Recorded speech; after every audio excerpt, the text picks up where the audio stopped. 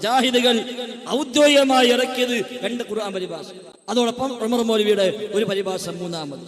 എന്നാൽ എല്ലാ മുജാഹിദ് പള്ളിയിലും എല്ലാ മുജാഹിദ് പ്രവർത്തകന്മാരുടെ വീട്ടിലും ഖുർആൻ പരിഭാഷയുണ്ട്.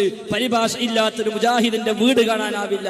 പരിഭാഷ ഇല്ലാത്ത ഒരു സലഫി മസ്ജിദ് കാണുക സാധ്യമല്ല. ഇപ്പൊ ചില പള്ളിക്ക് നോക്കെ ചില പരിഭാഷ എടുത്ത് ഒഴിവാക്കിയിട്ടുണ്ട്. കാരണം അതിലെ ചില വിഷയങ്ങൾ ചിലർക്ക് ഉൾക്കൊള്ളാൻ പറ്റുന്നില്ല. അതുകൊണ്ട് ചീന്തി ഒഴിവാക്കി പേജ് മുറിച്ച് അതേപോലെ ചില ഭാഗം ഒട്ടിച്ചു വെച്ചിട്ടൊക്കെയാണ് ചില ആളുകൾ അമാനി പരിഭാഷ അടക്കം ചില പള്ളിയിൽ ഇപ്പൊ വെക്കുന്നത്.